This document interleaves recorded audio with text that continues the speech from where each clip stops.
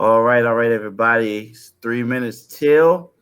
We just waiting for everybody to come in. We get started at 8.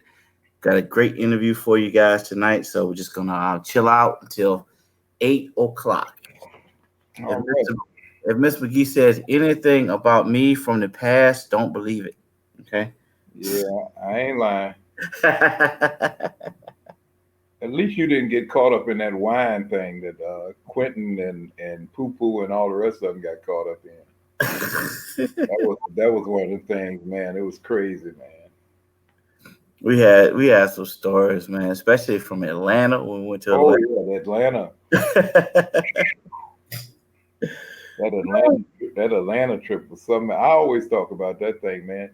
The one I love was when we were on the subway and these dudes were trying to crack on Mad's kills. Uh-huh. And they didn't realize that everybody on the subway was with him. You know That what I'm saying? I mean, you trying to crack on somebody, and he's sitting here with 50 people that are all with him, and you thinking that you like, really, really, you really want to go there? You don't realize that everybody on this train is with that dude that you trying to get jazzy with. Come on, man. that was So that fun. was so far. I looked at everybody like, you better not say nothing. You did. You just better not say that because everybody was getting ready to get their cracking on.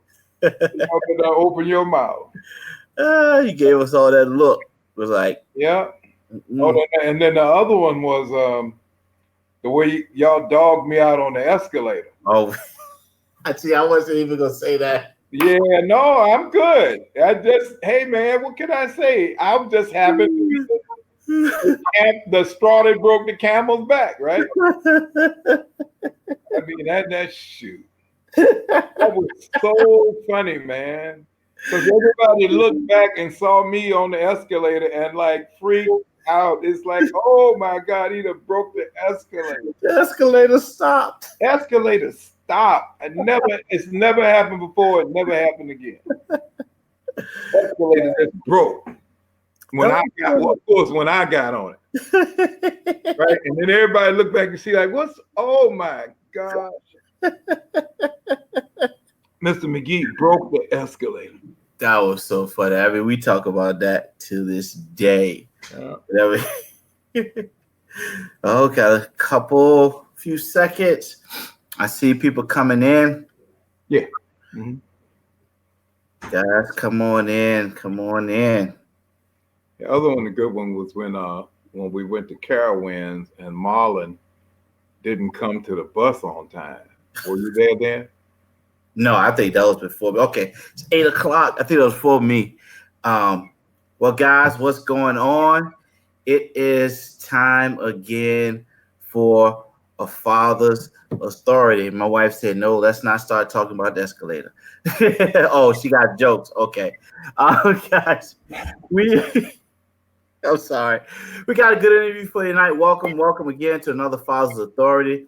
I'm Nate Holloway, and for those of you who don't know, a Father's Authority is a part of Kingdom Relationships, which is a ministry that my wife and I have to foster kingdom relationships in every area of life. And the Father's Authority is a part of that.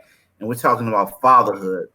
And what I do is I interview fathers from all walks of life, men who had fathers in their lives, men who didn't have fathers in their lives, and to just get information that would impact fathers and to start a conversation on fatherlessness and get fathers back into the lives of their children.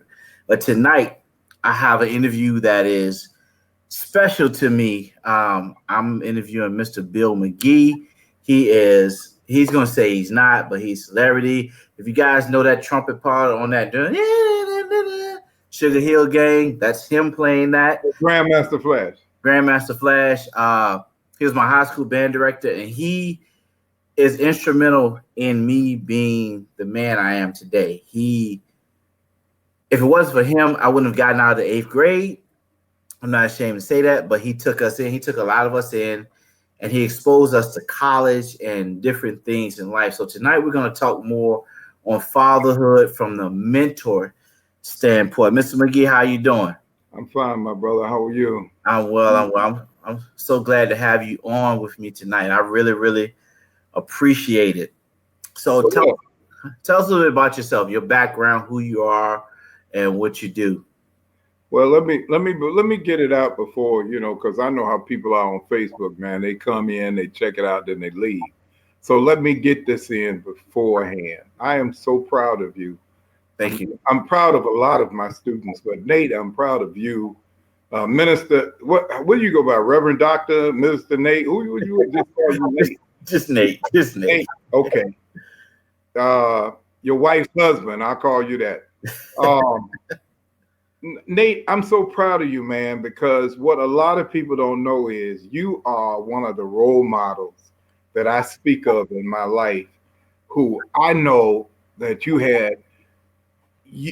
had both feet on that line, man, because of how you grew up, where you grew up, the circumstances in which you grew up, and you made the right choices.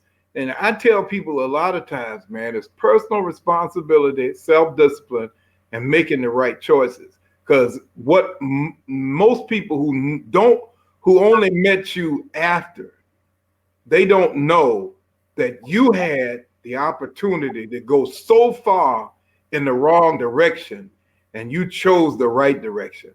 And see, I know it from my heart because I know how you grew up. And I knew the circumstance. I knew where you lived because I took you home 50 times. And so I knew the circumstances that you had. So I'm proud of you for that reason, because a lot of people don't understand something, man. In life, we're given choices, the blue pill and the red pill. And if you take the wrong pill, only the Lord can bring you back from that circumstance. Yeah. But you happen to take the right pill, brother. So I'm proud of you. I'll tell you a little something about myself, because I'm a product of a broken home. My mother and father divorced when I was 2 years old. And so we moved back from New York to Virginia when I was 2. And I grew up the next 7 or 8 years here in Virginia.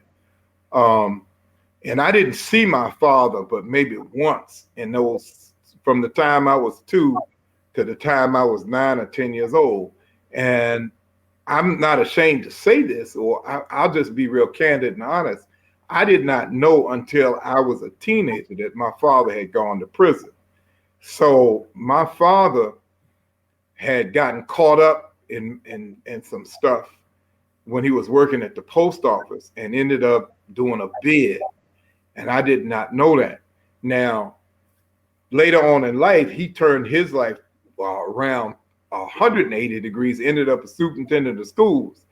And I was trying to figure out how he did that, man. And I talked to another gentleman who I'll explain a little bit later, who told me that because of what went on when my father got arrested in the 50s, and because of what the FBI was doing and all the crazy stuff that was going on, his criminal record got expunged. So he didn't have a criminal record. The prison bid and everything else had been wiped out. Oh, wow. I did not know this until like 2 or 3 years ago, because I'm going like, how does a brother get a federal charge, go to federal prison, and end up superintendent of schools? You know what I'm saying? And stuff like that. I said, man, that dude must have known something. And I just found out recently that his record had been expunged. So my father wasn't in the house. I was raised by my mother, who was a teacher at the time, and my grandparents in Petersburg, Virginia. And then eventually my mother finished and got her master's at Columbia, and she took a job teaching at Lincoln University in Jefferson City, Missouri. So we moved to Jefferson City, Missouri. And then from there, she took a job teaching at Morris Brown College in Atlanta. And so we moved to Atlanta in the early 60s. And so I can tell you about my growing up in Atlanta. But from Atlanta, I stayed there until the early 70s. And then I had to get out of Atlanta, because if I had not, I would have ended up dead or in jail. So I left Atlanta and came back to Virginia to live with my grandparents, where I went to school at Virginia State University and majored in music. And from Virginia State University, after being in the music business for years, I eventually took a job teaching in Petersburg. And after Petersburg laid me off because they didn't have any money. So I ended up teaching in Petersburg. And when I got laid off, Nelson Lawson, Mr. Lawson, that you know, he Mm-hmm. called my grandmother and told her he had a job for me in Richmond. And the job was at Kennedy High School. And the gentleman who had been the band director before me had gotten killed in a car accident earlier that year. And so that September, they needed a band director. And he called me in August, right, I think the week before school was starting. And that's when I came to work at Kennedy. And working at Kennedy changed my life, man. Meeting you and all them other people who I'm still very close to. You all are like my children, man, or at least my younger brothers and sisters. Well, you like my kids, you know. And I'm still very much a part of the lives of you guys, man. And I just, it changed my life, man. And God put me there. And I can tell you that story, but God put me there. He put me there. And I have no doubt in my mind that I was put at John F. Kennedy High School to be an influence on you. Oh yeah. All of those other brothers and sisters that you went to school with. So from there, after Scotty got killed and that situation and all of that, man, a sense of peace came over me. And I can tell you that story because a lot of people know, but people you know might know, but other people who are listening might not. But when Scotty got shot and I ran to outside to him, he was laying on the ground, and I held his hand and I told him to say his prayers and told him, and he started crying, Nate. And I said, Scotty, it's going to be all right, man. Just say your prayers. Make sure you say your prayers, man. And he died on the way to the hospital. And so his sister wrote, well, I went to the funeral. I also went to the murder trial and had to testify. But I went to the funeral and I told his sister and his mother what had happened. I said, when he got shot, I told him, I said, I was there with him. I held his hand, I rubbed his head, and I told him to say his prayers. So his sister wrote me this wonderful note, man, that touched my life. She said, Mr. McGee, because of you, my brother's in heaven. She says, because you were there and you told him to say his prayers and to get in touch with God. And she says, knowing the scripture and knowing how if he asked God, when you told me he started crying, then she knew at that point in time that she was in her heart, she believed her brother had talked to the Lord. And she said, because you were the person there at the time that was connected enough to God to tell him to say his prayers. She says, my brother's with the Lord. She says, I'll never forget that. And I thank you. And Nate, a sense of peace came over me. A sense of peace came over me that said to me at that time, you have accomplished what I sent you here for. That you were here for that moment and other moments. But the final moment for why I was there at John F. Kennedy High School was to be there as Scotty laid on the ground dying, and to be there for him, someone who cared about him and loved him.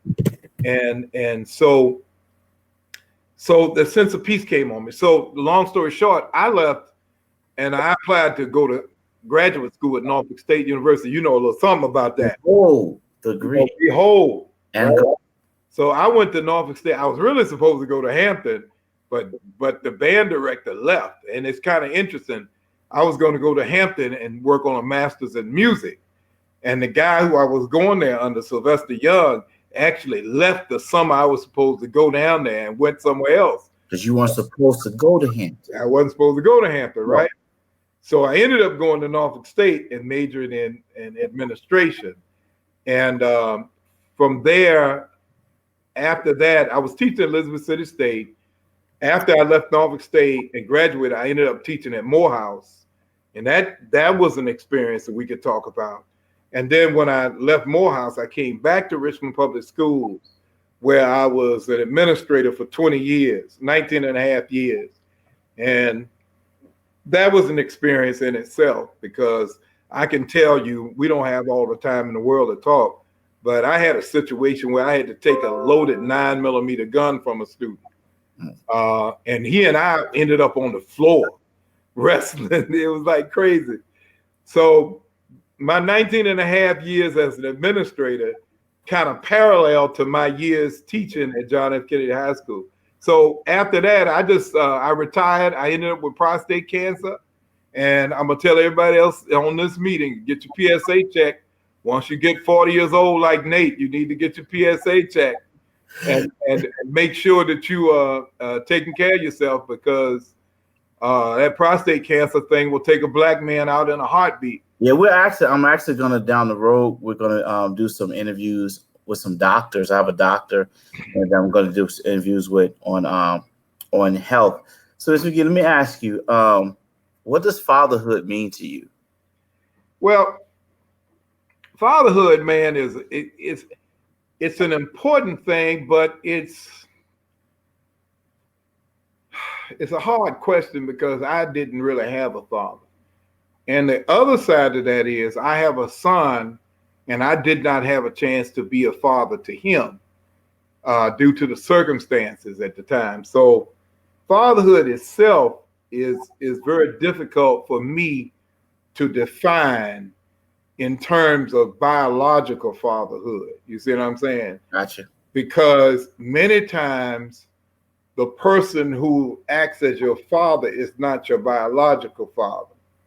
And fatherhood itself is, to me, setting an example for young people to follow.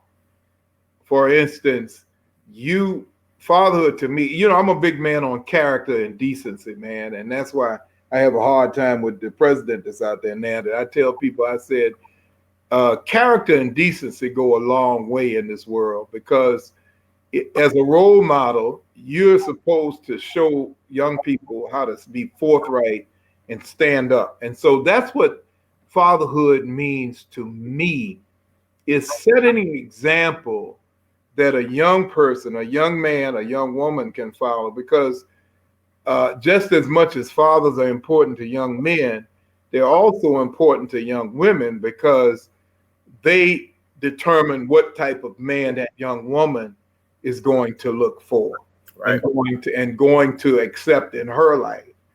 That if a lot of young women right now are having relationship issues because they either didn't have a father in their lives, or the father in their lives was abusive, or just not a good role model. So many of those young ladies tend to either get attracted to roughnecks, or either they stay away from relationships that could be positive because they're just afraid. So, and then young men, the bad part about it is, if you haven't had a good father, role model, mentor in your life, you have a hard time understanding what it means to be a role model, a father, or a mentor.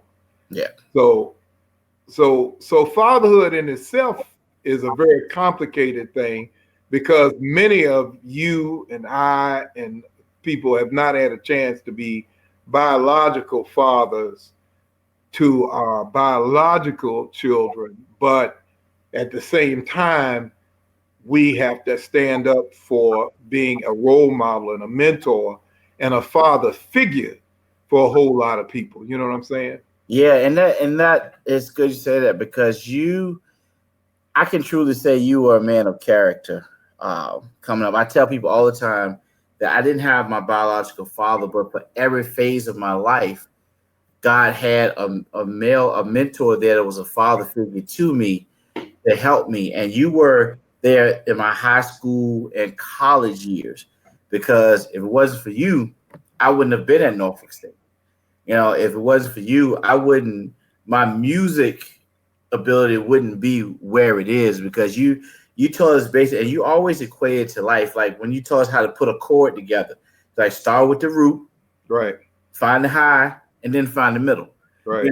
But you always found some way to equate that to life as well, right, to us. And you always had an example for something. And even when we had decisions to make, like when I was in the 8th grade, and it was funny because you came to middle school and got some middle school kids Right. to be in the high school band, Right. and gave us opportunity. But I was struggling in the 8th grade, and you were like, well, you gave me some examples. What are you going to do with your life, son? Either you're going to sit here and fail and stay back here, or you're going to excel and move on and get a chance to move on in life. And then also, I wouldn't have been able to be in the band as well if I didn't get out. But you were that person to show us what a man was supposed to be like, how a man should act, how a man should treat women. Because we saw, even though they weren't your daughters, we saw how you treated the other girls in the band and in class as daughters, because everybody was coming to you for advice. Everybody was coming to you, even when they had crazy boyfriends. You were They knew. They about knew what the deal was. yeah, you were on them. I wasn't having it. Right. I don't know if you know this, man, but two of those young ladies, when they came in, I told them when they came in as ninth graders, because they were so pretty and so attractive, that if they could get out of high school without getting pregnant, I'd give them $100 each. I didn't know that. I ended up giving both of those girls $100. And I won't call their names, but because the teen pregnancy was so rampant, and because I knew that when you come in as a ninth grader and you're a pretty girl, that the older guys start automatically coming towards you. You know what I'm saying? I had to put some incentive in there. So I told both of them, I said, I will give you $100 a piece if you can get out of high school without getting pregnant. Now, that's a crazy thing for somebody to say on the surface. You would say to yourself, why would you say that? But they just didn't understand the circumstances under which we were working. My drum major had a baby at 16 years old, and for that reason, I knew that teen pregnancy was like crazy right then, especially very attractive young ladies. Them older dudes were trying their best to get those girls babies and stuff, man. So you're right. Working with the young ladies and stuff, and making sure that they understood that they had to have some dignity about themselves, and they had to carry themselves a certain way. I mean, it was man. When I think about your classmates and the ones who started with me in '87, and the wild thing is, man, those kids are turning 50 years old this year, Nate. The ones that I started with, I'm gonna call some names if they don't watch out. Some of them are turning 50 years old this year, man. Because you think about it, in '87, if you graduated from high school in '88, you were 18 years old, and you may have been going on 19.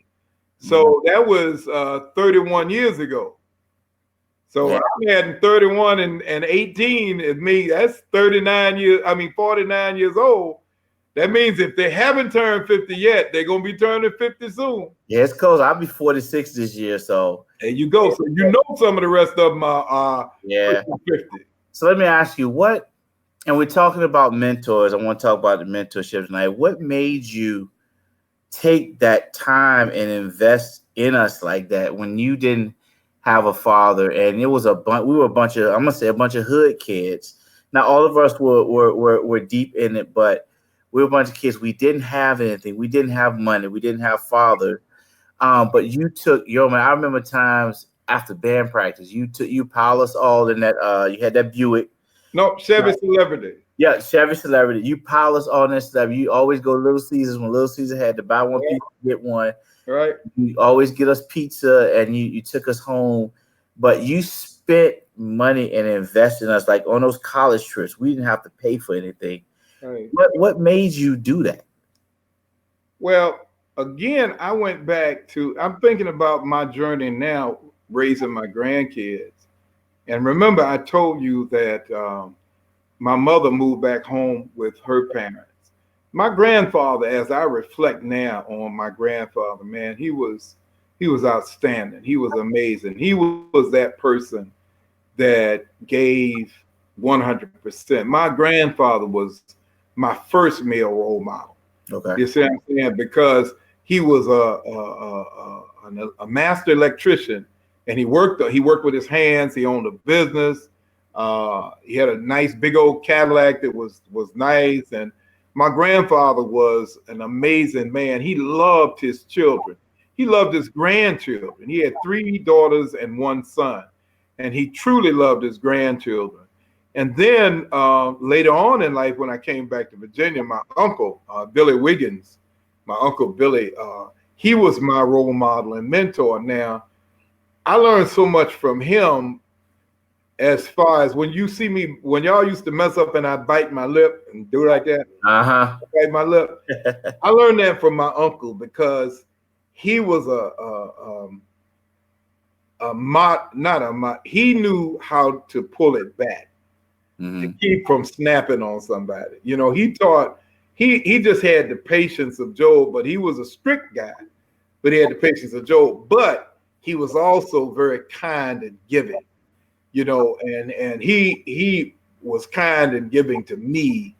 And I had people who showed me, my grandfather and my uncle mentored to me what it was to be that type of man, to really have. So when I came to work with you all, what really shocked me was, man, I tell this story, and Nate, this is what got us going in that direction. The first year I was there, we had the Gold Bowl, which was Virginia Union, Virginia State, or Norfolk State, Virginia. I don't know who it was they were playing. But folks who lived over there on South Side like you did would have to come all the way back over to downtown and then come all the way back over to Cool Lane to get to school. And Virginia Union was right there near downtown. So I said, okay, y'all meet me at Virginia Union, the kids who live on South Side. Because I had some empathy for the fact that a lot of you all had to catch 2 buses, man, just to get over there to school, right? And so I was going like, no, that don't make any sense. Why would you have to catch 2 buses? Here, take your uniform home and meet me at Virginia Union University tomorrow, all right? Well, Nate, what happened was somebody raised their hand and said, excuse me, Mr. McGee, where's Virginia Union University? And I said, what? I said, what are you saying? He said, where's Virginia Union University? And I said, you got to be kidding me. I said, how many of y'all in here don't know where Virginia Union University is? And almost a third of the room raised their hand. Wow. And I said, wow. I said, just like you. I said, wow, you live right here in Richmond. There's a historically Black college and university right here in Richmond, and you don't even know where it is. I said, we got a problem. And that was the year that I decided my mission was to expose you all to as many HBCU campuses as possible. Now, remember, I told you my mother had moved and taken a job at Lincoln and Jeff City, and then Morris Brown in Atlanta. And then, of course, I grew up near Virginia State in Petersburg because my grandfather went to Virginia State. My mother went to Virginia State. My uncle went to Virginia State. So I had grown up being around colleges, period. And for me to hear somebody say they didn't even know where the college was that's downtown almost in the city you live in, it blew my mind. And I said, well, no wonder kids don't have a vision. They never even seen a college.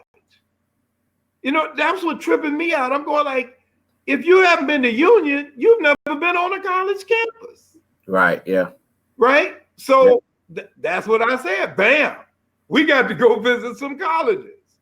And I have a picture for that same year that I cherish, where we went to Hampton's home. This is before you got there.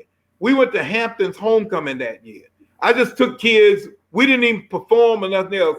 We just took a field trip to Hampton's homecoming to watch halftime and the bands and stuff.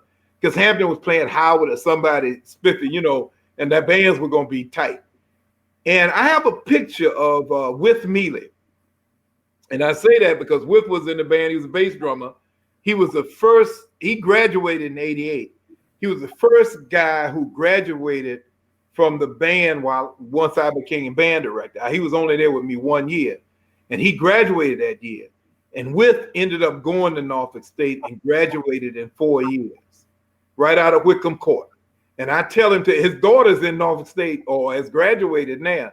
But I told him, I always tell Whip, I said, man, you are student number one, that I'm so proud of you, because I have a picture of him with me at Hampton. And Precious is in the picture and some other people. And you can see within them looking at the band, because they were playing Virginia State. That's why we went, because Hampton was playing Virginia State for homecoming. And Dr. Fears was there. On the picture, you see Mr. Holden, Dr. Fears, and all these different people leaning over the fence, and our band members walking by. And I saw With on that picture. Now, here's what happened when we visited them. Kids from the inner city of Richmond had never been on a college campus, but they had never been on a college campus like Hampton. And you know how Hampton folk can put on the Ritz boy when they homecoming. Yeah. There's a lot of doctors and lawyers, and a lot of people who went to Hampton had money. So when we went to Hampton, people was decked out to the nines. Them old women was up there in them fur coats. The frats had on their sweaters. And I saw a change in everybody's attitude. Even though they came from the hood in Richmond, they were looking around like, what's up? You see that? And the girls were like, look, they were like, look, the Alphas and the Qs and whoever were there. And when they saw them good looking brothers, man, they was like elbowing each other. Look. And I was just peeping everybody. I was saying, oh man, I got them now. Because they had never seen college life. Right. They had never experienced college life. They did not have a vision. Right. Once they got that vision, man, and they didn't understand, all you have to do is expose a brother. You expose them to what the other side is doing, man. And they going like, okay, I can do this. Yeah. I can do this. Yeah, because it was an experience for me, because when I came and we started doing the college tours, the bus tours after the talent show and things like that, I had never actually been on a way to different colleges, because you took us away for like a week at a time, and we went to different colleges, and it was just like, it was an eye opener, because I was one of those who didn't know where Union was. Right. When I got there, because I had never been on the campus, and when we got there, it was just like seeing these different colleges, and then seeing the different bands. But not only that, but seeing people that look like you doing things. Yeah. You know what I mean? See, that's the thing is, these people look just like you. And they were doing this stuff, and you were going like, oh my God, I can do that. Yeah. So for instance, I'll say this right now. One of the things that I think I was able to accomplish more than anything else. See, our whole talent show was designed to fund the college trip. Mm-hmm.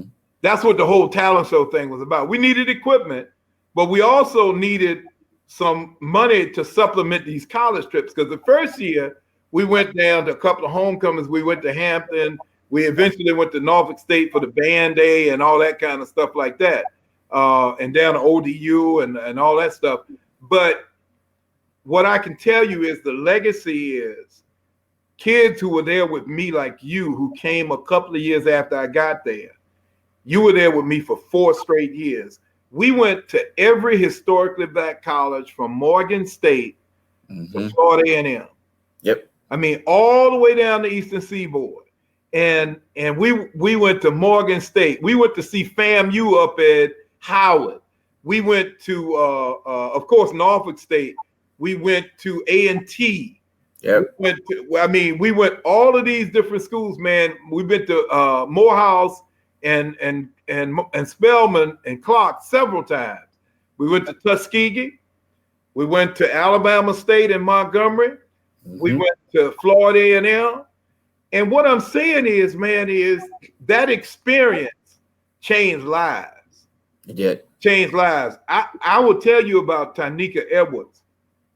I don't mind calling her name out because Tanika lived right up the street from you, right? Did you know Tanika? She was, you knew Tanika. She was a majorette. Tanika lived right up the street from you in Blackwell. One of the stories I like to tell about being a mentor and being a father figure, because she didn't have a father figure in her life as far as I remember, and she was living with her grandmother. So it was senior night at Kennedy, and she was graduating, and her grandmother brought her siblings to see her graduate. I think it was three of them, 3 or 4 of them. And her grandmother, they had caught those 2 buses to come all the way up there and then walked all the way up Cool Lane to come to the football game. They didn't have a car. So they walked all the way up Cool Lane. So after the game was over with, I'm driving home. Here's that story. I'm driving home, hadn't taken somebody, already taken some people home or whatever. And I see Tanika, her grandmother, and the kids standing on the corner waiting for the bus. Say, hold up. That's not going to work. It's 9:30, 10 o'clock at night. You got these little kids out here. Everybody get in the car. We piled them all up in the back seat. Probably 5 of them in the back seat, and the grandma up front with me and a kid in the middle, probably. And so I took them to Blackwell, right? And took them home. And I said, there's no way I'm going to let y'all because remember now, it's 9:30, 10 o'clock. They had to go downtown, wait for another bus to transfer to go to Blackwell. Yep. I mean, with these little kids, no, that's not working for me, right? So I took them home. Well, here's the deal with Tanika. Tanika was one of those kids that we took. She's on that picture in Hampton. She's one of those people in that picture in Hampton. Tanika finished Virginia State. She majored in math. She has a degree now in accounting. I think she's a CPA or she's an accountant of some sort in Atlanta. But she and I stay in touch. Well, her son ended up going to the Ron Clark School in Atlanta. Ron Clark is a special charter school for kids who are gifted and everything else. See, Tanika was a gifted math student. Miss Johnson and them used to always tell me, that girl's smart. That girl's smart. And she was well behaved. She was a grandmother's child, very ladylike. And so she went to school, finished, and did all this stuff. She has a son who went to Ron Clark School. Well, the Ron Clark School did an Obama song, right? A song for President Obama when he was running for office. Her son was in that group. They ended up on national TV at a Today Show or whatever, and they were invited to the White House. And so she sent me a picture of her son with President Obama. One generation out the projects, out the South Side. Yeah. One generation, brother. You see what I'm saying? Yeah. It would take but one generation. Her son is now going to one of them schools on a scholarship. He ended up going to a private school for high school. He was given a scholarship. One of these really swanky private schools. So her son did really, really well. But just my point was, if you can just put somebody in the right direction, like yourself, your son will never experience what you experience as right. Never. He'll never experience what you experience. You know, I don't know how many people even know your story, man, but your story is so dramatic. I mean, people just don't understand, man, when you reach the age that you reach and you didn't have nowhere to live. Can I say that? Yeah. Can I say that you really didn't have nowhere to live? That at that point in time, they were telling you got to go find somewhere else to live because you can't live here. And your associate pastor took you in. You were finishing school, man, and what you overcame, a lot of people don't understand. Man, it's just deep. But let's move on. But that's good because it was your impact on us. And guys, we're talking about the mentorship impact. So now your impact on us really, really made the difference, like you said, and it was so key. And I love how you said that. Said one generation out of the projects. Right. Nika and her son, one generation. If you could change one life, if we could change one father, right, with his kids, that could change a whole generation. I like how you said that because if you just changing her, change your son. Like me, my son will never, ever, ever, ever experience what I went. If I have to work 5-6 jobs, right, or things to make sure that he does, and that's why I'm glad I married the woman that I married, because us together is making sure of that. So, Well, you surely married. You married up. I don't know if you know. I don't know. Old school people tell it like that. When they say you married up, so you married up, brother. You stepped up a game there, because that's a diamond. That's a diamond for real. all right, thank you. So let me ask you, how important are a father's words to his child? Now, speaking, I know you hadn't have your father, so you didn't experience that. But think of a standpoint of how you spoke into our lives. How important were your words to us? Um, Okay, so let me go back to say, because I know your focus is a spiritual focus. Let me tell a story, man. That I gave my life to the Lord back in the early '80s before I came to you guys, and I had been walking the secular, the common life before then. I wasn't saved before I reached 30 something years old. I guess it was 30. Yeah, so I was doing what I was doing, but I had an opportunity to come to the Lord, and I gave my life to the Lord. And I used to keep a Bible on my desk at school, no matter where I was, and they always say, well, separation church and state. I ain't separating nothing. I had to keep my Bible near me. I keep my sword. I had to keep the word.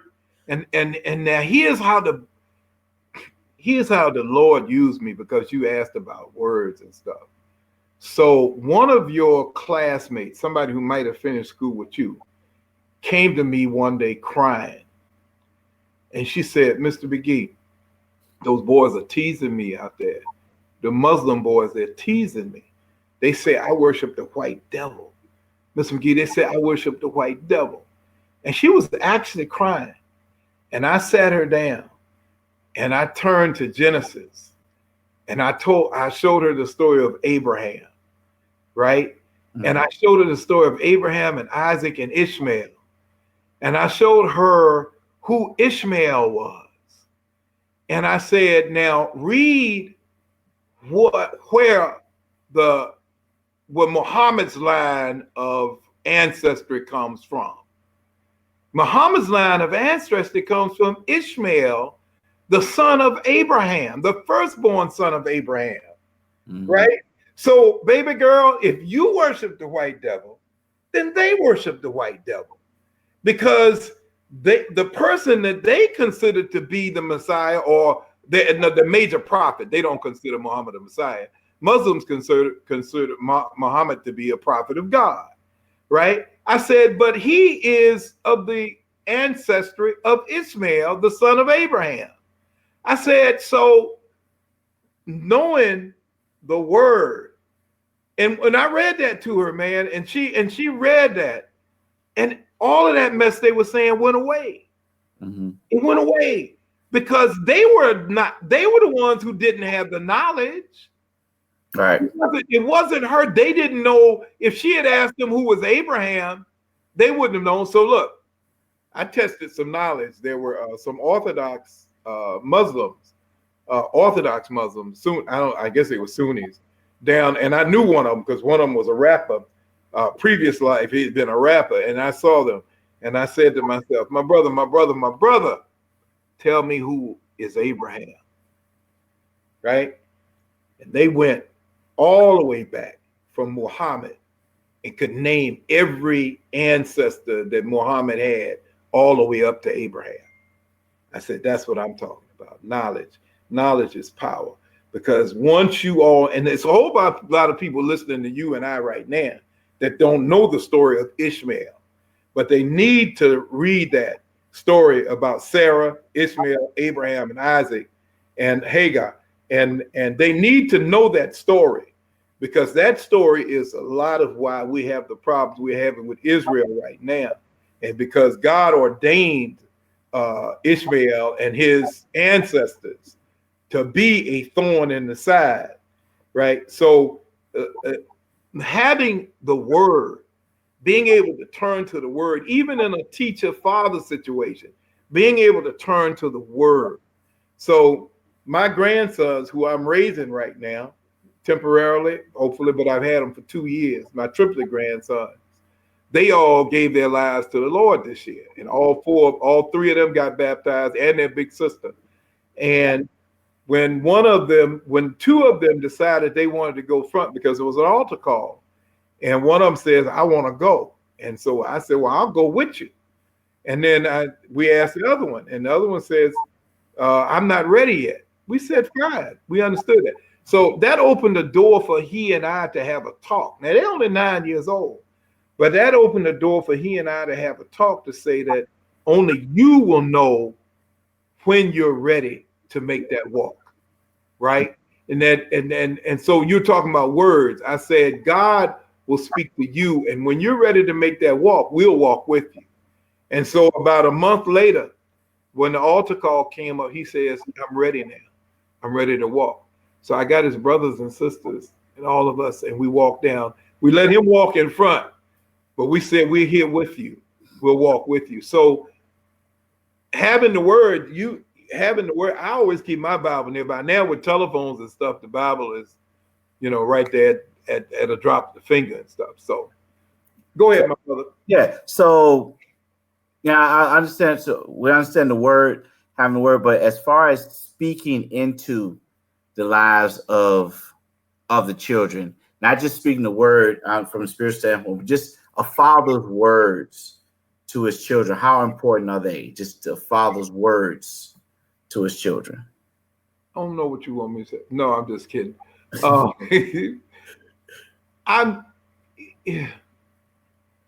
Like you spoke a lot into our lives. You encouraged us. Your words helped us to grow into the people that we are. But you got to understand something, man. Raising young people, you're very fortunate and very blessed. You got the one son. You and your wife had children later on in life, and you have grown up a lot. Had you had that son when you were 20 years old, you would not be the father that you are. You wouldn't have been the father that you are now, because you've learned a lot of things. So what a father says and what a person says, a lot of that has to do with where they are in their walk and in their life. But what I can say to you is that what I did say and what I tried to impart in you guys is that you're just as good as anybody else's child anywhere in the world. Yeah. I used to say, winners never quit, quitters never win, and winners never quit. You know what I'm saying? And questions that I ask you to this day. You know what I'm saying? And I ask Juju, all of them. I ask them, say, when you gonna do it? When you gonna make it happen? I'm gonna ask that question. I know. You know what I'm saying? Because quitters never win and winners never quit. Yeah. And as long as you in the game, you still got to do what you got to do. Right. So the words that I tried to impart on everybody, AD will tell you that one word I used to give him was exude. Mm-hmm. Exude means to be the best, be your best. Let everybody know and let people know by your actions and your behavior that you are the best, or you believe you're the best. You know what I'm saying? Don't be cocky, but let everybody know you have confidence. When you all won that thing down Nasman River, you know what I'm saying? I remember that. That night, man, when y'all went down there and because see, you got to understand something, man. When we first started putting this thing together with Dabs and Sean and them, we would go I took y'all to Tidewater because the competition was higher. I see Norcom and Smithfield, Nasman River, and all them. Man, them schools were kicking.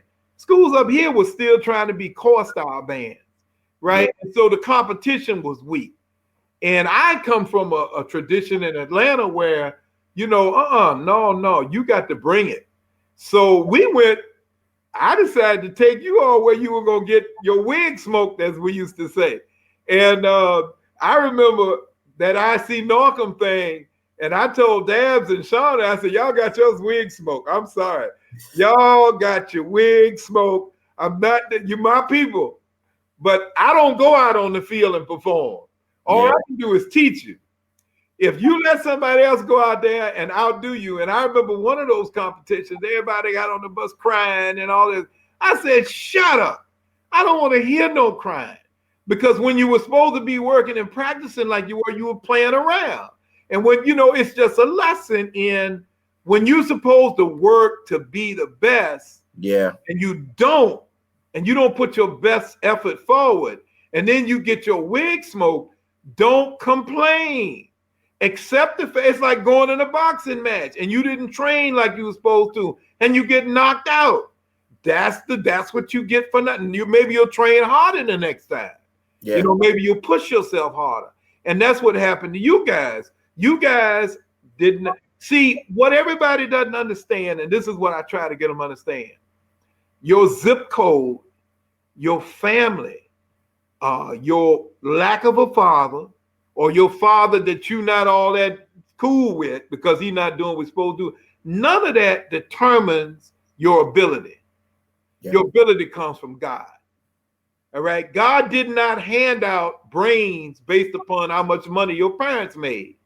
God didn't hand out musical talent based upon where you lived and what side of town you lived on. So you can take a child whose family has nothing,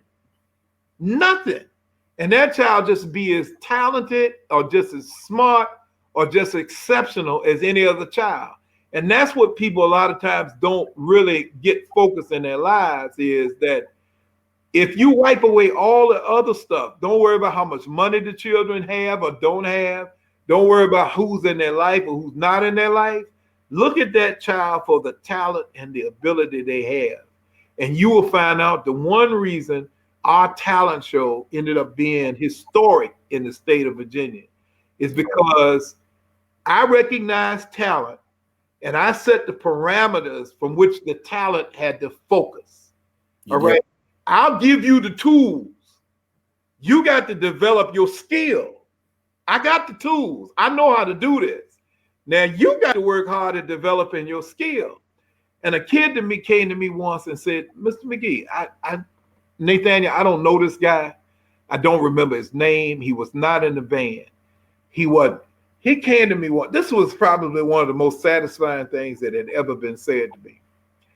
He came to me out in the hallway. He said, Mr. McGee, I got to ask you a question. I said, go ahead. What is it? He says, how do you get these kids to sound like professional musicians? He said, how do you do that? He said, because they sound like they're professionals in there. They don't sound like high school kids. How do you do that? And that was, to me, one of the best compliments that anybody could ever give, and not even giving a compliment. He's just saying, whatever you're doing, it's on a whole nother level. And everybody recognized that, Nate, that what we did in those years was on a whole nother level. And it was because, like I said, God put me where I was for that reason. Yeah, that reason, and that's basically, like I said. But the words that I was telling you is perseverance is probably the word that I love more than anything else, other than exude. I like perseverance. It took me 9 years to finish college. All right, I ran the street. I did all kind of. I was homeless, Nate. I mean, seriously, man, I was homeless. I made some decisions in my life. I wasn't homeless because I had to be homeless. I was homeless because I made some bad decisions. And I ended up sleeping in my car, sleeping in a service station, sleeping with not knowing where I was going to sleep, sleeping in a dorm, sleeping at a friend's house. And I was sleeping in a friend's house on a box spring, but no box, just the springs, and no mattress.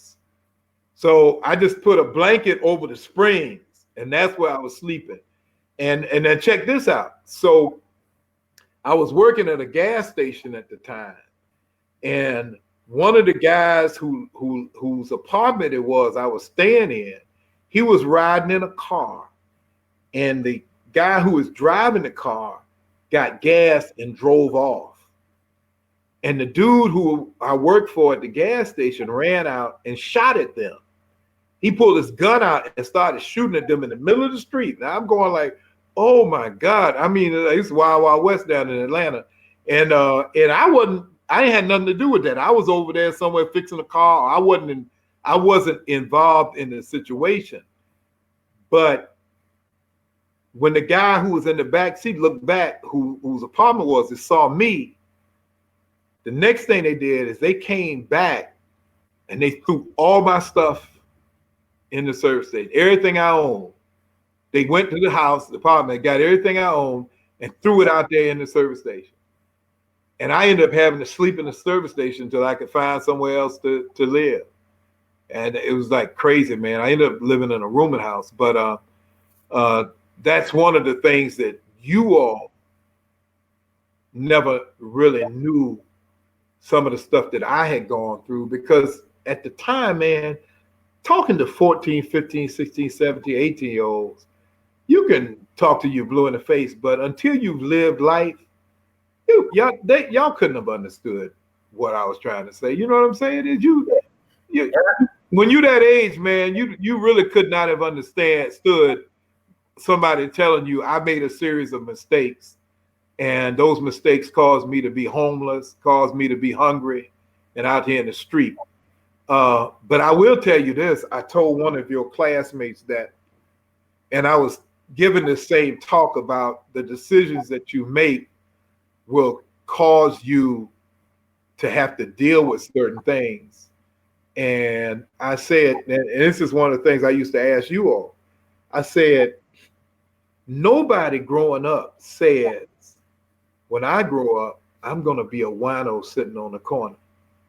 Nobody growing up at 15 and 16 years old says, when I grow up, I'm going to be begging for money with a sign standing on the corner. That's not what you think your life is going to be.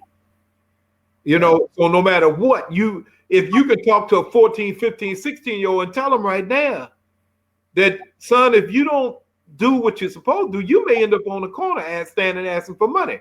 Oh, man, they can't even perceive that. But guess what happened? One of your classmates came to me afterwards and she said, Mr. McGee, that guy you're talking about is my father. She says, and when we ride by, I just ignore him and play like I don't know who he is. But that's my father sitting on the corner asking people for money to buy wine. Wow.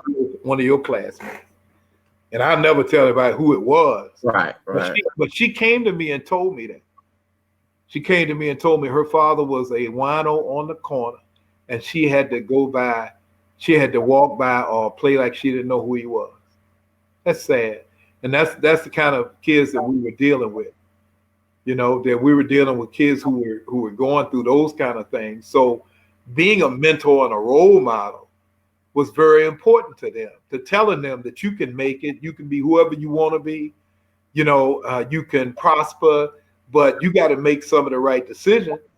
That's why I always ask you all, it was all about decision making to me, and now I'm going to tell you something that kind of hurts. And I say, you asked about words, and then I'm going to stop running my mouth and let you ask another question. But there was one thing that I said and did that I regret. And I know it's not my fault, and it's not anything that I could have done differently, but it's almost like a prophetic word that came forth. And I'm real leery of trying to say anything about prophecies, because prophecies are those things that have to be proved to be true, because if not, they become false prophecy. So when that young man that I told you about who ended up getting killed that night, he came into the game where we were. And I asked him, I knew he hadn't finished school. So I asked him what was he going to do, because he needed one more class. And I said, well, what you going to do? He said, you mean about football and all that stuff? I said, no, man, about your music.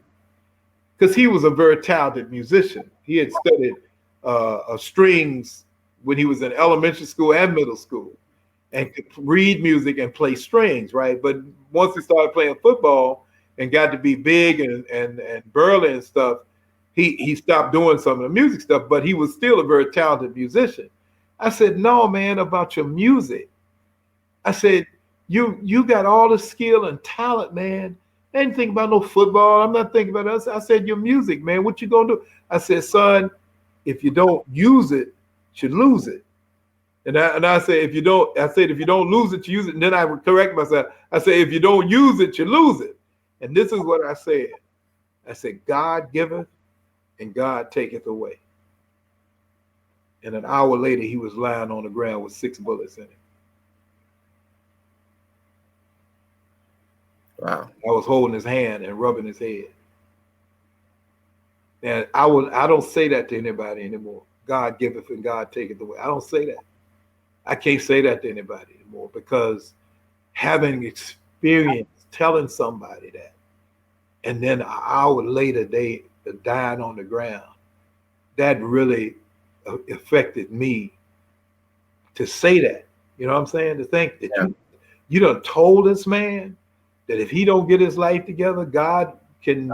And I was really speaking about his gift more than I was thinking about his life. You know, and that's why I say if you don't use it, you lose it.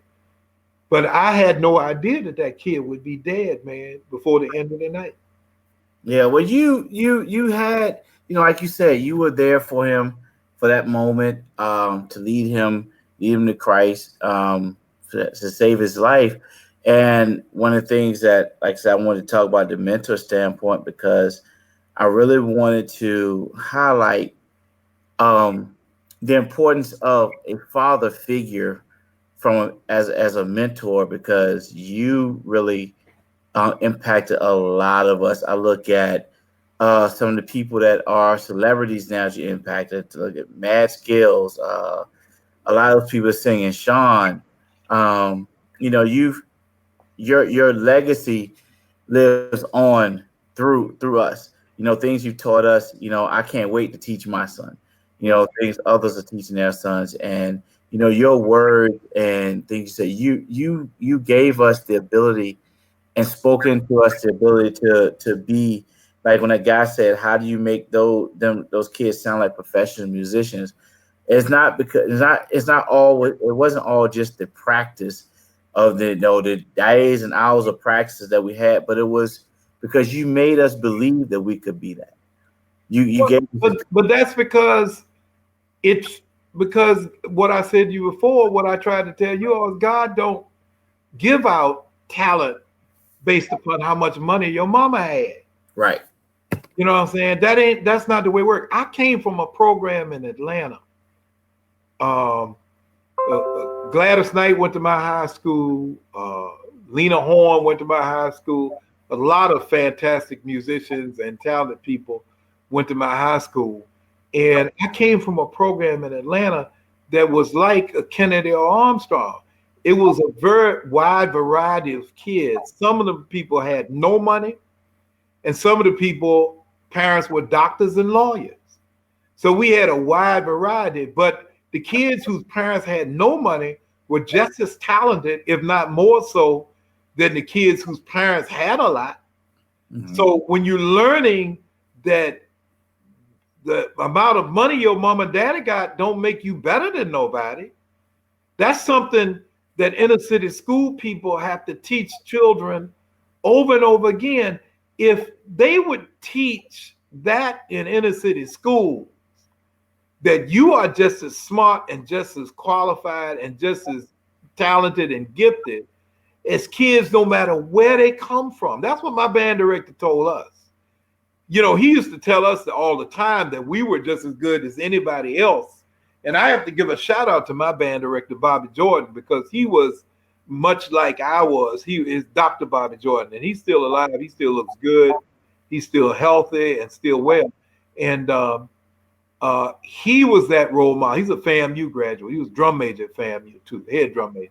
And he taught us the same thing. Let me tell you what he taught us. I know it's almost time for your show to end.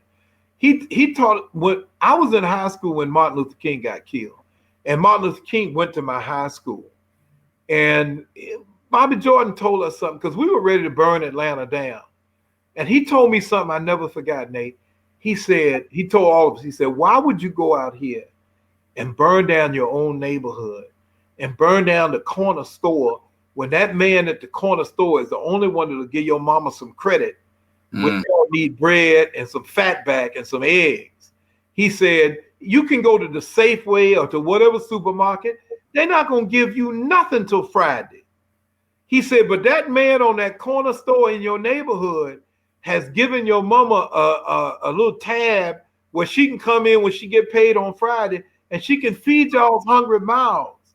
He says, don't burn that man's store down. And we thought about that, man. And we said, gosh, how much sense does that make? You know, but if somebody had not said that to us, we'd be doing like Watson, all them things that you seen in Ferguson and everything else. We'd be in our neighborhood burning up the stores that were there for us. And then once you burn them down, where your mama gonna go buy food? Right. She gotta get on a bus and go halfway across town to buy some food when all you need is some pork and beans and some bread and some mayonnaise and some cheese. And but see, people don't know about that. Sardines and pork and beans. My wife had some sardines the other day, boy. I pulled them out, ate me some crackers. I said, Lord, have mercy, these sardines are good. But look, I know it's almost time for the show to end, man. Let me just say to you again, I am so proud of you. And I'm proud of your walk with God, but I'm proud of your walk also as a father. I want people to remember this. Never forget 1619, whoever's looking, and tell them to check out neverforget1619.com, because that's one of my passions right now. We didn't get a chance to talk about it, but that's one of my passions. 1619 is the year the first Africans arrived in the English colonies down in Hampton.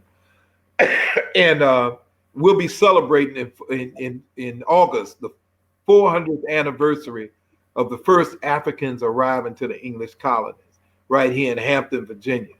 And anybody you know that's named Tucker, like a hot dog was named Tucker, and any other Tuckers you know, they could possibly be ancestors to the first Africans that came to the English colonies, because the two of them, a young lady named Isabella and a young man named Anthony, and they were all Christians out of Angola.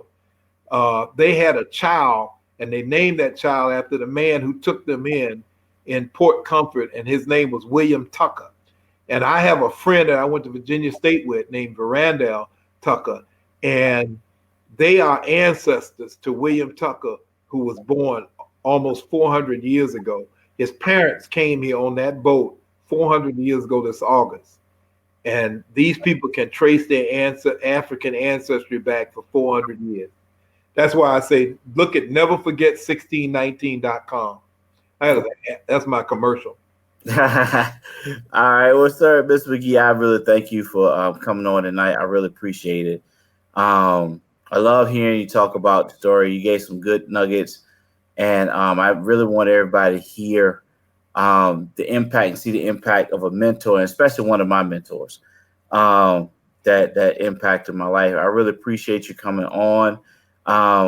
And your website, everybody, he's a musician. You can go grab his CD on iTunes. Bill McGee, what's your website, Mr. McGee? 804jazz.com, 804jazz.com, or BillMcGeemusic.com. And you can also, you just Google me. I'm Googleable. If you Google it, you'll see me on YouTube. I've got quite a few videos on YouTube. It's Bill McGee, BILLMCGEE, no H. And if you just put in Google Bill McGee music, I pop up all over the place, because all the other Bill McGees don't do music that much. So, yeah, I mean, there's a lot of other Bill McGees out there in the world, but I'm the one that does music mostly. So you just put Bill McGee music in Google, and I'll pop up. All right. Again, sir, thank you. Appreciate you for coming. And I am finishing school. That's what. Are you going to do it? I am. Trust me. My daddy, I told you what my daddy said. He said, they don't ask you when you finish. They ask you if you finish. Took me 9 years to get my first college degree. but they don't ask you when you finish. They want to know, did you finish? Yeah, true. So it doesn't, for me, it really doesn't matter when, as long as you do. And that goes for all my former students. I don't care if they finish school at 55, 60 years old. It's something they need to do for themselves, because winners never quit and quitters never win. Okay, and I'm gonna end on one thing that you said to me, that you always say to me that impacts me. You say that one thing they can never take away from you is your education. Can never take it away, bro. You always say that, and I appreciate you, sir, for coming on tonight. I love you as always, and I will be talking to you soon. Power to the people, my brother. All right, take it easy. Take care. God bless. God bless. You can go ahead and hang it and disconnect. Okay. All right, everybody. That was Mr. McGee, my high school band director. He said that you can go ahead and disconnect. Just okay. You want me to go away? Huh? I'll go away. Bye-bye. That was Mr. McGee, my high school band director, guys. He a lot of wisdom. He's really impactful in my life and many others. I saw some of my people that he's impacted on tonight. Again, guys, you can go to his website, 804jazz.com. Check my Bill McGee music and check out his music. It's really good. He's a trumpet player. And guys, thank you guys for watching. If you guys have any questions for me, any questions for us, for Kingdom Relationships, for Fathers Authority, just email us at hello@kingdomrelationships.org. Check out our website, kingdomrelationships.org, or you can email us at krelationships@gmail.com. Check out the website, guys. We're here next week with another interview with every Monday night at 8 o'clock. I appreciate you guys. Love you guys. You guys be victorious. All right.